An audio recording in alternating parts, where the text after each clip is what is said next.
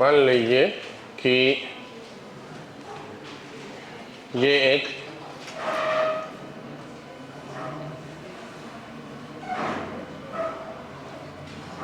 दो प्लेट है,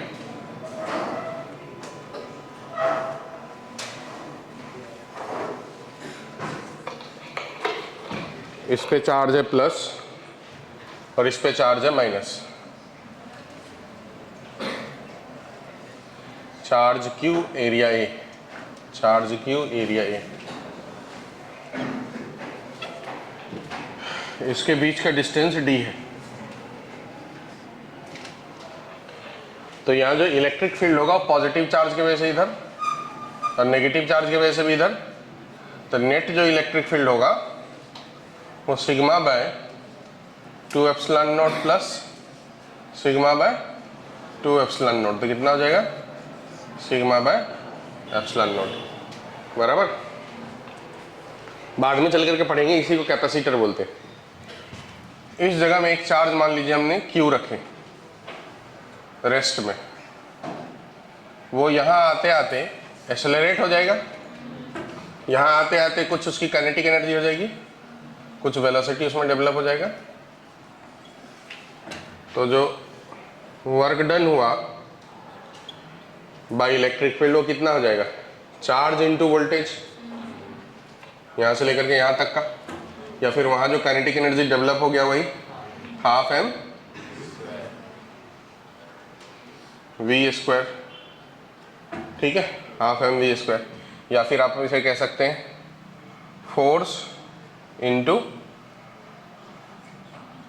डिस्प्लेसमेंट भी कह सकते हैं। फोर्स की वैल्यू क्या हो जाएगी, Q into electric field into displacement कितना हो जाएगा, डी, ठीक है।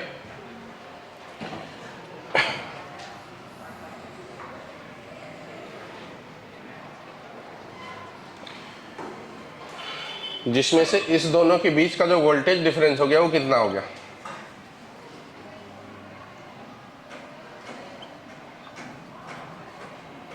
ये वाला जो वैल्यू है वो क्या हो गया, इलेक्ट्रिक फील्ड इनटू डिस्टेंस को क्या बोलेंगे, voltage, Q into voltage, charge into voltage.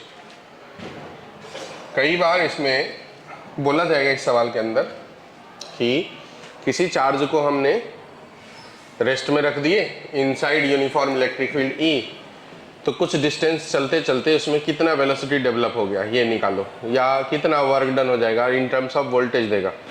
तो वर्क को डायरेक्ट आप चार्ज इनटू क्या कह सकते हो, वोल्टेज। और अगर यहीं से वेलोसिटी निकालना हो तो उसे क्या बोल सकते हैं अपन, 2 जाके मल्टीप्लाई हो जाएगा, 2 इंटू चार्ज इंटू वोल्टेज, जिससे कि हम एक्सेलरेट कर रहे हैं, डिवाइड बाय m का रूट, ठीक है। चूंकि charge into voltage kinetic energy है,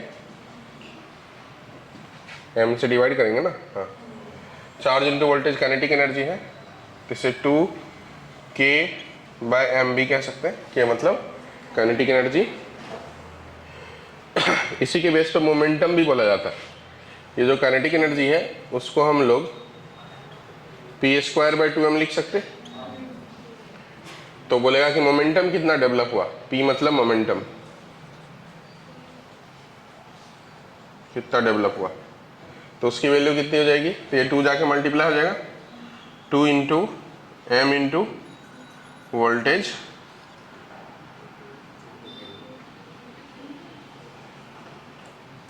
का रूट, ठीक है, इंटू क्यू ना, क्यू छोटी इंटू क्यू। इसी को काइनेटिक एनर्जी कह सकते हैं, under root 2k into M, जहाँ पर k का मतलब काइनेटिक एनर्जी। तो पहले इतनी बातें लिख डालो, तो फिर एनर्जी का डेंसिटी की बातें करते, मतलब उसी पॉइंट के अंदर एक पॉइंट बना के लिखना, if charge particle accelerated by potential v, then its charge particle accelerated by potential v, then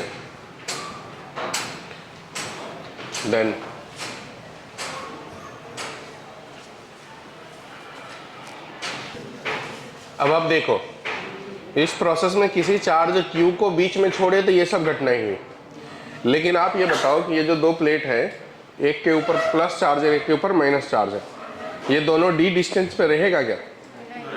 ये तो अट्रैक्ट होगा ना, होगा ना। इसका मतलब ये दोनों प्लेट के सेपरेशन को मेंटेन करने के लिए कोई फोर्स लगाए होंगे, हाँ कि नहीं? तो जैसे कि मान लो ये वाला एक प्लेट है जिस पे पॉजिटिव चार्ज है, इसके वजह से यहाँ इलेक्ट्रिक फील्ड जो है वो कितना, सिग्मा बाई 2 एप्सिलॉन नॉट। उस इलेक्ट्रिक फील्ड में इसका मतलब दूसरे प्लेट को हम खींच के d डिस्टेंस आगे लेके गए, मतलब ऐसा। ये हमारा प्लेट जिसपे कि प्लस Q चार्ज है,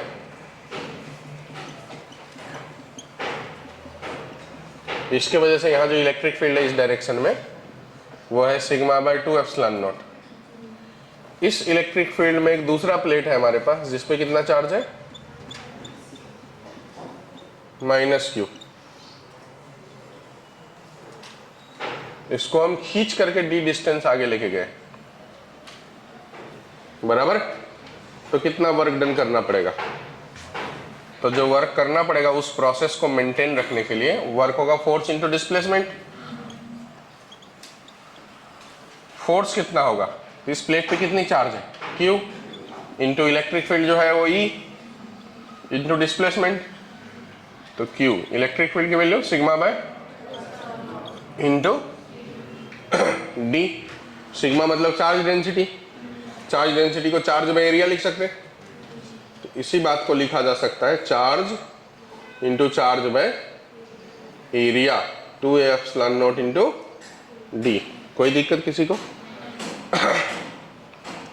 अब देखो ध्यान से, तो ये हो गया Q square by 2a epsilon naught into D, ठीक है। ये क्या हो गया? वर्क। वर्क मतलब एनर्जी।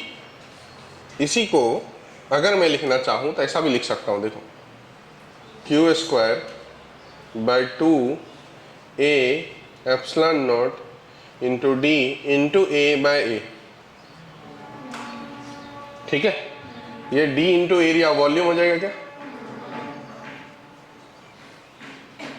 कौन सा वॉल्यूम हो जाएगा? ये जो दो प्लेट के बीच का वॉल्यूम है, प्लेट एरिया A और उसको कितना डिस्टेंस आगे लेंगे, D डिस्टेंस आगे। तो ये जो क्यूबाइड बन रहा है उस क्यूबाइड की वॉल्यूम हो गई A इंटू D, बराबर। तो जो वर्क हुआ उसे हम लिख सकते हैं, देखो A और A क्या हो जाएगा, स्क्वायर हो जाएगा। तो हम लोग यहां से वर्क इक्वल टू लिख सकते हैं, देखो 1/2 Q बाय A का whole square into volume by epsilon naught, बराबर। लिख सकते हैं ना। Q बाय A मतलब सिग्मा, तो 1/2 sigma square by epsilon naught into volume. अब और चीज देखो, इंटू एप्सिलॉन नॉट मल्टीप्लाई करता हूं और एप्सिलॉन नॉट से डिवाइड करता हूं, तो ये हो गया 1/2 सिग्मा बाय एप्सिलॉन नॉट का into epsilon naught into volume. अब जब दो प्लेट d डिस्टेंस पे सेपरेट हो गया, मतलब ऐसा बन जाएगा, तब दोनों प्लेट के बीच का इलेक्ट्रिक फील्ड कितना है फिर, सिग्मा बाय एप्सिलॉन नॉट। तो इस सिग्मा बाय एप्सिलॉन नॉट को E बोल देंगे, तो ये क्या हो जाएगा, half epsilon not E square into volume हो जाएगी, ठीक है। तो ये हो गया वर्क या एनर्जी। तो वर्क या energy stored in electric field, या वर्क का ये फॉर्मूला निकल के आ गया जो आपको ध्यान रखना है finally, half epsilon not E square into volume. और इसी में होता है एनर्जी डेंसिटी, तो कोई भी डेंसिटी मतलब वॉल्यूम से डिवाइड कर देंगे। तो अगर मुझे एनर्जी डेंसिटी निकालना हो, एनर्जी डेंसिटी को U से डिनोट करते हैं, इसका मतलब होता है एनर्जी बाय वॉल्यूम।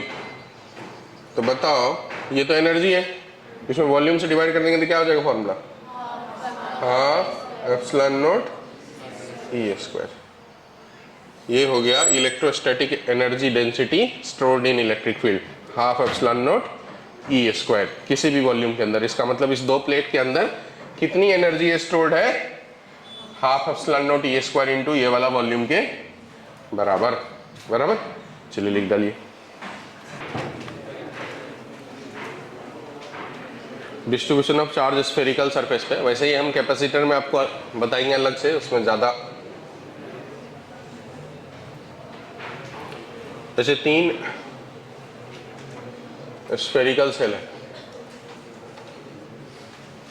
एक की रेडियस ए है, दूसरे का रेडियस बी है, तीसरे का रेडियस सी है।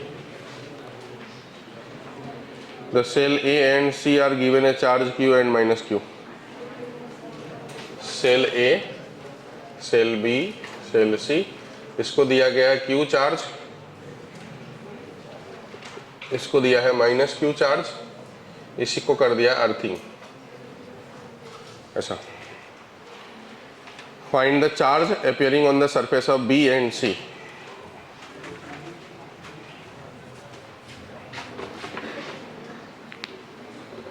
तो चार्ज डिस्ट्रीब्यूशन का कॉन्सेप्ट कैसा है कि चार्ज हमेशा कंजर्व रहता है, एक बात, और दूसरी बात कि इंटरनल सरफेस पे इक्वल और अपोजिट चार्ज होते हैं। अब आप देखो ध्यान से, इस जगह पे क्यू चार्ज है तो इस जगह में क्या मानना पड़ेगा, माइनस क्यू। इस जगह में अब देखो चार्ज कंजर्व होते, लेकिन कंजर्व होते आइसोलेटेड सिस्टम का। कौन से सिस्टम का? अगर यहाँ अर्थिंग नहीं होती तो पहले इस पे चार्ज क्या था, 0, तो बाद में भी क्या रहता, तो यहाँ पर प्लस क्यू लिखते ताकि दोनों मिलकर क्या हो जाता है, 0। लेकिन ये अर्थ से कनेक्टेड है, तो अब वो आइसोलेटेड तो हुआ नहीं ना। कोई भी चीज आइसोलेटेड मतलब किसी से कनेक्टेड नहीं, लेकिन वो अगर अर्थ से कनेक्ट है, इसका मतलब अर्थ से चार्ज ले भी सकता है और अर्थ को चार्ज दे भी सकता है। तो इसका मतलब अभी यहाँ पर नेट चार्ज 0 हो ऐसा कोई जरूरी नहीं है। तो यहाँ कितना चार्ज है तो पता नहीं, तो मान लिया x। ठीक है, अब फिर कॉन्सेप्ट इंटरनल सरफेस पे इक्वल और अपोजिट चार्ज होता है, तो यहाँ x है तो यहाँ पर, तो ये वाला किसी से कनेक्टेड है क्या, अब इस पे चार्ज क्या रहेगा, कंजर्व। तो ये माइनस क्यू पहले से था और माइनस एक्स आया, तो टोटल तो माइनस क्यू ही रहना चाहिए ना। इसका मतलब यहाँ पर क्या हो जाएगा, माइनस क्यू प्लस एक्स। पहले ये बात समझ में आया क्या? हाँ, कोई दिक्कत? चार्ज हमेशा कंजर्व होता है, इंटरनल सरफेस पे इक्वल और अपोजिट चार्ज होता है। कंजर्व किस पे होता है, आइसोलेटेड सिस्टम पे। अगर कोई सिस्टम अर्थ से कनेक्टेड हो तो उस पर चार्ज कंजर्व नहीं रहेगा। ठीक है, अब उस x की वैल्यू क्या होगी, यही कुल मिलाकर के बोला है कि सरफेस ऑफ B और सरफेस ऑफ C पे चार्ज कितना है, तो x निकालेंगे तो आ जाएगा। अब x का डेटा निकालने के लिए जो अर्थिंग किया हुआ रहता है उसकी वोल्टेज 0 होती है। अर्थिंग का मतलब होता है, अर्थिंग जहां भी दिखेगा उसका मतलब क्या होता है, वोल्टेज 0। और फिर चार्ज 0 नहीं भी होता है और हो भी सकता है, मतलब चार्ज 0 का कॉन्सेप्ट नहीं है। बाद में कंफ्यूजन होगा आपको कि अर्थिंग कर देंगे तो चार्ज उस पर रहेगा नहीं, सब अर्थ में चला जाएगा, बट ऐसा नहीं है, चार्ज उस पर रह भी सकता है। इसलिए ये वाला टर्म ध्यान नहीं रखना है, मतलब चार्ज 0 हो भी सकता है और नहीं भी हो सकता है। नेसेसरी कंडीशन कौन है, वोल्टेज 0 होना। अर्थिंग का मतलब हुआ वोल्टेज 0 होना, बराबर। पोटेंशियल को क्या कर दिया, 0, न्यूट्रल कर दिया। अर्थिंग मतलब न्यूट्रल, तो पोटेंशियल 0। अब इस जगह का पोटेंशियल 0 होना चाहिए, देखना ध्यान से। पोटेंशियल एट बी क्या होना चाहिए, 0। पोटेंशियल एट बी किसके किसके वजह से होगा, इस क्यू चार्ज के वजह से, फिर इस माइनस क्यू चार्ज की वजह से, फिर इस एक्स चार्ज की वजह से, फिर इस माइनस एक्स चार्ज की वजह से, फिर यह minus q plus x charge की वजह से, सब मिल करके 0। पोटेंशियल स्केलर क्वांटिटी है कि वेक्टर, इसीलिए सीधा सीधा ऐड कर दिया मैंने, कोई वेक्टर का कॉन्सेप्ट नहीं लगाया, बराबर। इस सब की वैल्यू ऐड होने के बाद 0 होना चाहिए। अब इस जगह पे इस Q के वजह से हमको वोल्टेज निकालना है, तो बताओ ये जो सेल है उस सेल पे चार्ज Q है और ये वाला जो पॉइंट है वो सेल से बाहर है कि सेल से अंदर है। तो किसी भी सेल के ऊपर चार्ज Q हो और उसके बाहर के पॉइंट पे पोटेंशियल का फॉर्मूला क्या होता है, KQ/R। के क्यू बाय आर। आर बोले तो यहाँ से लेकर के यहाँ तक का दूरी कितना है, दूरी बताओ, बी है कि ए, बी। ठीक है, यही होता फॉर्मूला ना, आपको मैंने स्फेरिकल सेल बताया था, सरफेस पे होता है k q by capital are, बाहर में होता है k q by small are, और अंदर में भी होता है k q by capital R voltage का, बराबर। अब ये माइनस क्यू की वजह से प्लस, इस माइनस क्यू की वजह से, तो ये माइनस क्यू के लिए तो यही सरफेस पे पॉइंट है ना, तो सरफेस का कॉन्सेप्ट लगेगा, और सरफेस का कॉन्सेप्ट में k q by capital R, R मतलब बी, तो के। अब पोटेंशियल और एनर्जी दोनों के कॉन्सेप्ट में चार्ज को विद साइन रखते हैं, ठीक है। फिर उस तरीके से ये एक्स इस चार्ज की वजह से, ये भी इसी सरफेस पे है, तो सरफेस वाला कॉन्सेप्ट लगेगा, के क्यू बाय आर, तो के क्यू बाय आर, आर मतलब बी।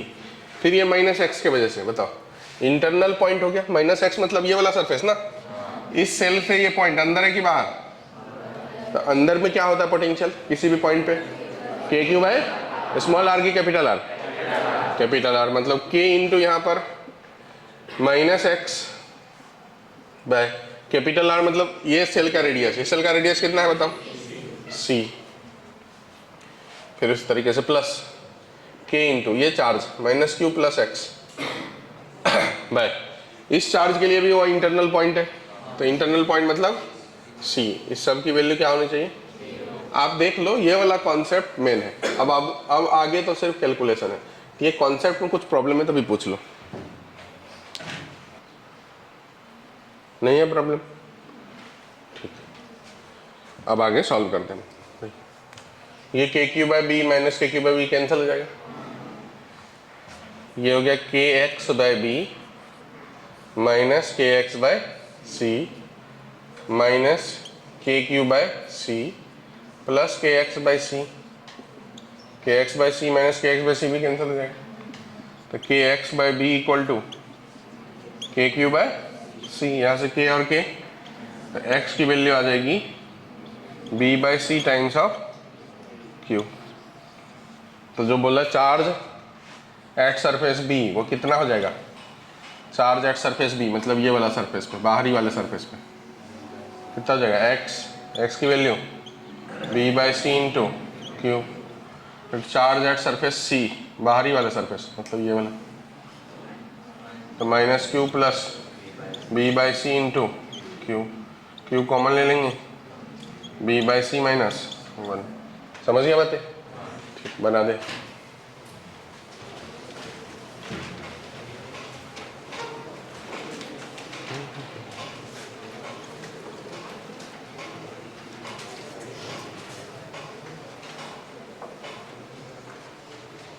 बन जाए तो ये सवाल बनाने का, ए बी सी डी,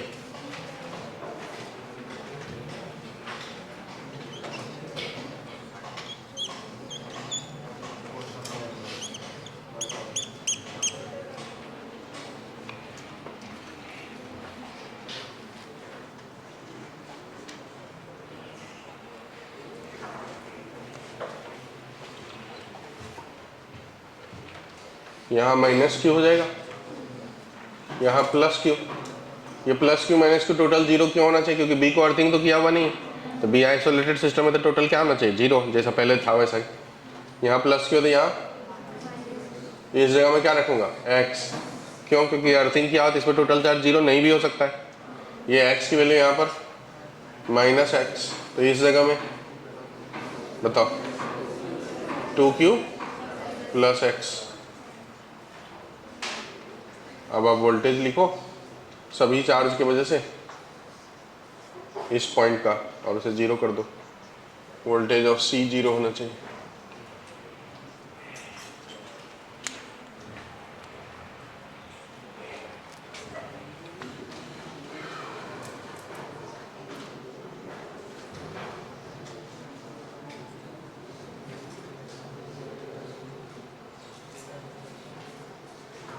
इसको बना,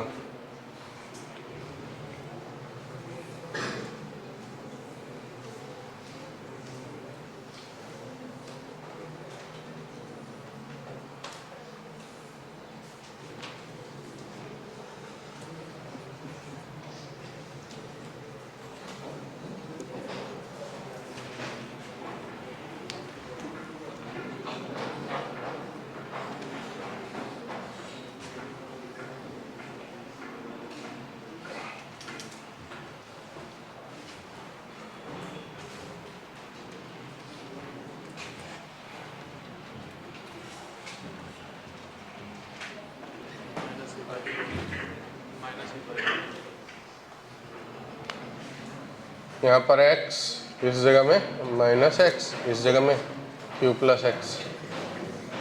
इसके वोल्टेज को 0 करो। इसमें इस जगह में x, इस जगह में माइनस एक्स, इस जगह में q प्लस एक्स, इस जगह में माइनस q माइनस एक्स, और ये हो जाएगा 3q। टोटल होना चाहिए 3q, तो प्लस q प्लस एक्स।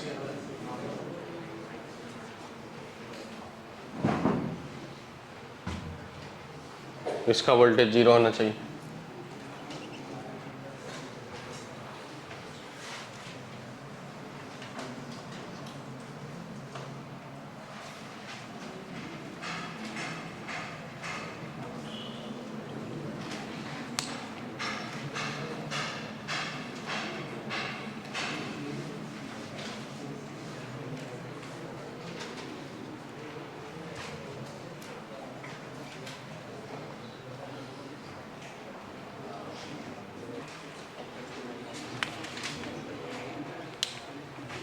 इसमें डिस्ट्रीब्यूट करेंगे, जो अर्थिंग है उस पर x मान लेना।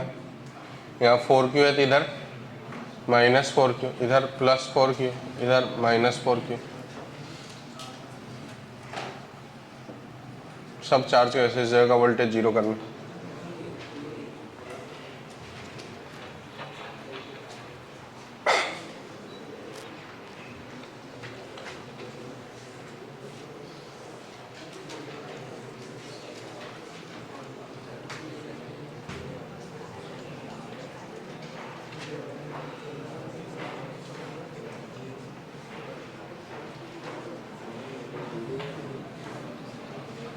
चलो इतने सारे के बाद बनना चाहिए।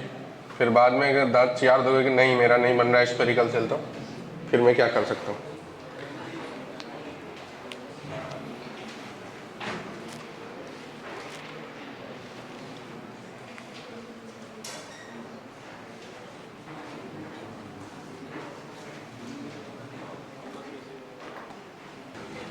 बन गए।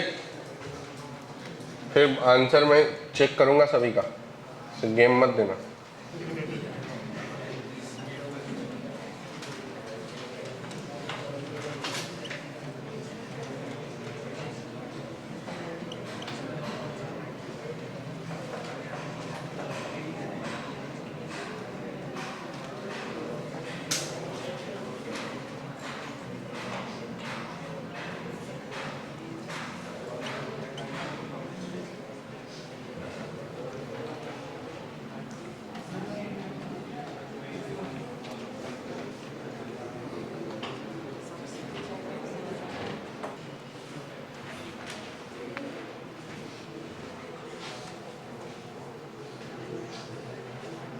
k into x by A, k into minus x by B, k into q plus x by B equal to 0। अब सभी लोग इक्वेशन भी लिख लो, बाद में सॉल्व करना तो ठीक। k into 4q by C, k into minus 4q by C, k into 4q by C, k into minus 4q by C, k into x by C equal to 0।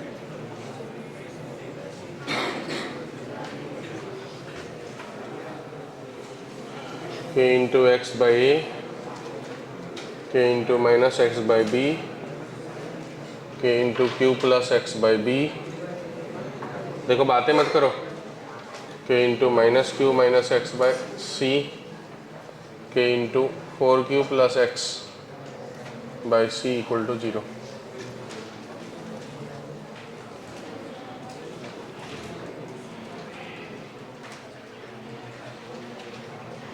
k into q by B,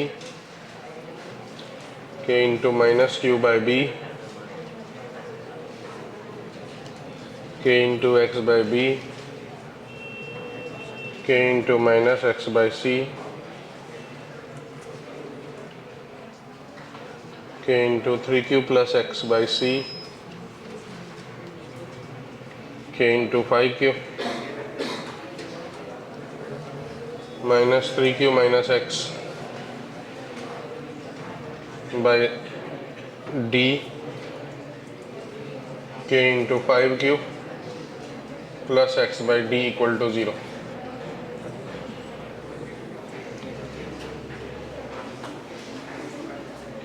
k into q by a k into minus q by b ए नहीं c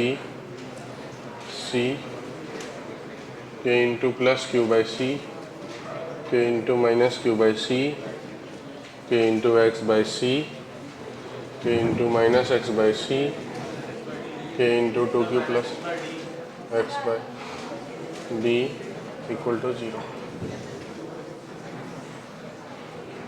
ये सब equations भी लिख लो जिनको लिखने में दिक्कत जा रही।